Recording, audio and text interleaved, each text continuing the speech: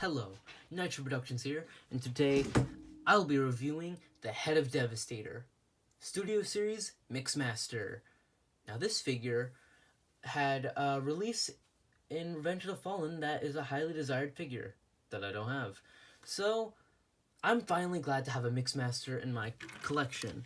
And this figure, so far in vehicle mode, looks very nice. Now, I will say the old one did have a better looking Decepticon thing, because in the movie it had that. But this guy becomes a Head of Devastator, and yeah, that's pretty much it with that. Kibble, fine. I don't really care about Kibble, because I don't really pose it like this. But I can't really, and I could roll alright. But that's pretty much it with the vehicle mode. I will say I did like the Decepticon symbols on the truck, but that wasn't really accurate to the movie, and I get why they changed it. And the hands are very visible, but that doesn't really matter. As I said, this guy is the Head of Devastator, so let's go into that mode real quick.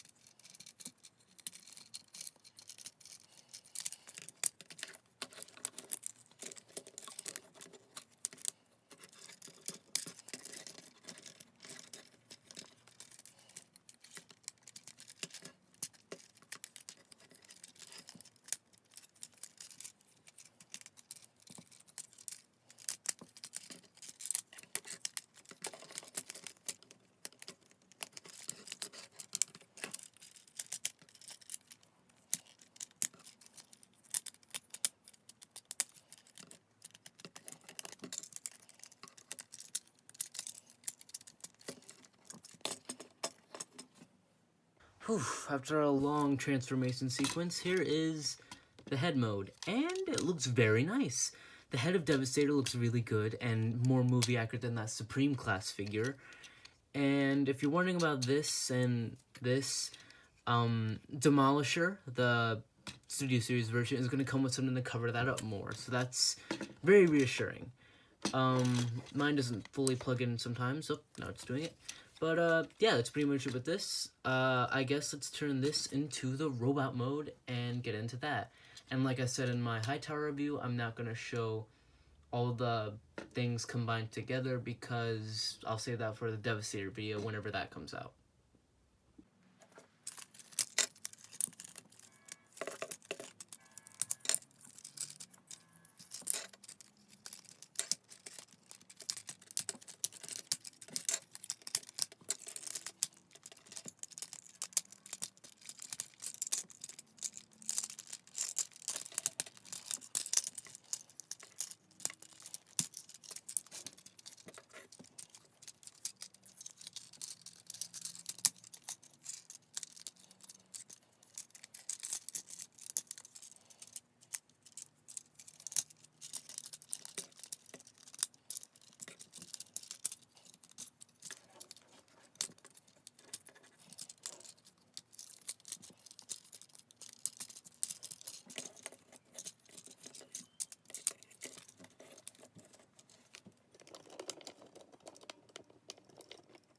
And here we have the Voyager class Mixmaster in his robot mode, and I gotta say, this guy looks very good. Now, that old figure has a very deep place in my heart because he was a figure I wanted for a long time, but this guy is really good. I still want to get that figure eventually just to have him in my collection, but I like this figure. Now, there's a lot of debate on how you pose these, whether they stay up, they stay down, but I like keeping them up, like that. The head sculpt on this figure is actually really good, and my crappy iPhone camera does not show that off really well, but that doesn't matter. I might have done these wrong, but I don't personally care too much. This is most likely going to stay in head mode, but for now, I gotta admire this figure because it is really good. Arms could also pose really well. For some reason, I like having him posed in like kind of like he can't really stand on his own like that, like a monkey. But I think this guy is really good. Now let's get him standing up straight to do some size comparisons. Let's stand up. For size comparisons, here he is with Blitzwing. Didn't put that in a safe spot. Here he is with Bumblebee. The first one. I still need to get the Clunker Bumblebee. Here he is with Bumblebee Movie Optimus Prime.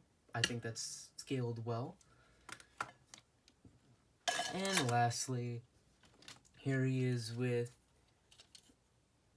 Rampage.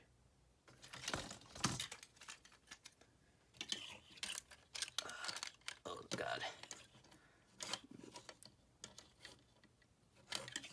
Let's do it like this. Long haul. Crap. What's wrong with my long haul's hips just got super loose for some reason, but I'll fix that later. Scrap metal.